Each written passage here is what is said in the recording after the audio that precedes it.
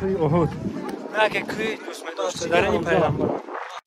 جنگ مسلمانان با کافران مشرکان در اینجا روی داده است. در اینجا تگ زیر کوی احد احاطه میکردند و محافظت میکردند. حتی صحابه‌ای بودند که رسول اکرم را با پشت خود زیرای نیزکی می اومدند، با پشت خود یعنی وای میکردند، محافظت میکردند. شر زدن، وای کردن، زخم کردن و یک دندان را حتی شکستند، با سنگ تیر کردند. و رسول اکرم صلی الله علیه و سلم را گروهی از صحابهان احاطه میکردند و محافظت میکردند. حتی صحابه‌ای بودند که رسول اکرم را با پشت خود زیرای نیزکی می اومدند، با پشت خود یعنی وای میکردند، محافظت میکردند. بعد جانفدایی بسیار کردند اینجا و رسول اکرم صلی الله علیه و سلم در این جنگ اون شمشیر خود رو اعلام میکند که شمشیر مرا میگیرد و حقش را بجا میارد. که شمشیر مرا حقش را بجا میارد که از صحابه‌ای که نام شمشیر رو گرفتن در جنگ هم بهت بسیار تلاش و بهت بسیار جنگی خوب کردند. این اصلا قصه کومرگه. این که نیزه زنو که نیزه زنو که نیزه زنو استاد فرانکی جو کام درک بنا غلطه کی مهمه غلطیمون. تمام مسلمانان روی دنیا در اینجا جمع می‌آیند. که مسلمانان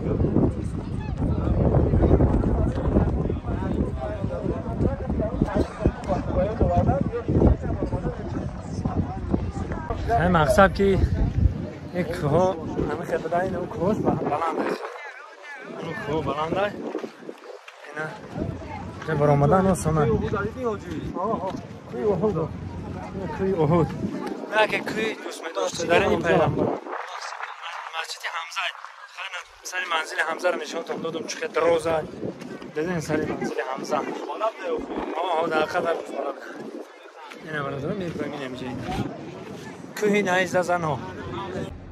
Ожесточенная. Это событие здесь погибло 70 мучеников, которых Пророк алейхиссалату вассалям потом после битвы похоронили вот там, где сейчас находится кладбище Шухада Ухуд. Вот это как бы история, связанная с этим местом.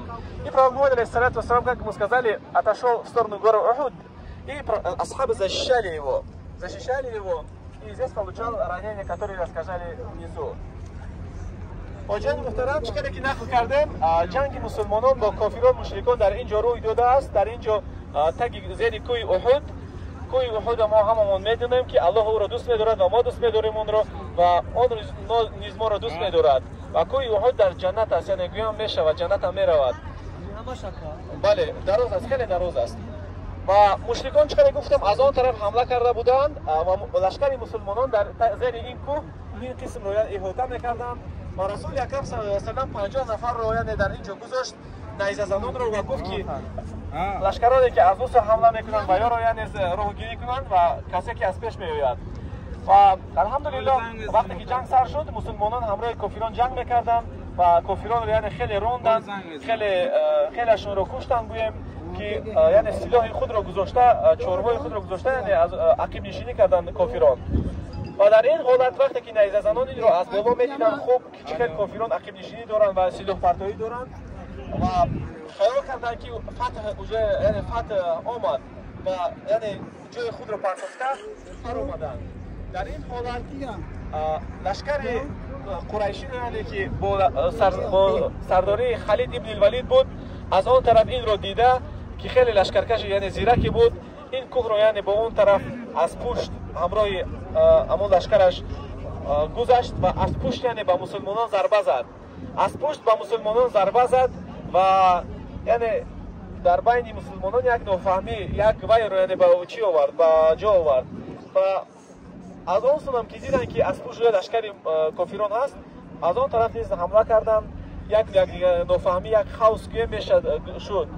در این حالت جنگ خیلی سخت بود که 70 صحابه کرام در این جنگ وفات کردند در میدان جنگ که آنها را بعد از جنگ رسول اکرم صلی الله علیه و سلم در آن قبرستان یعنی گرانیدن آنان را و آنجا را یعنی قبرستان شهدا بود و بعد الحمدلله که در این حالت احد یعنی حادثه احد یکی از روزهای وزمین‌ترین در زندگی رسول اکرم صلی الله علیه و سلم بود که یعنی ضربه خوردن بر سر برامون و محافظتشان که از آن رویشان یعنی وای شد یعنی دار شد زخمی شد و این چنین یک دندان مبارک حضرت را یعنی شکستند با تیر کردن سنگ. یعنی پس از حادثه طائف حادثه احد یکی از روزهای وزن‌ترین روز رسول اکرم صلی الله علیه و سلم است. یعنی دوستان عزیز این بود قصه نمی کوی نیزه زنان، یعنی کوی نیزه زنان، این کوی احد در پشت ما اینا کوی احد. البته که در بهشت این کوی احد هست. این قصه نیزه زنان. باقی سربلند خون بود باشین. خدا نگهبان احمد. رفتن میگیریم.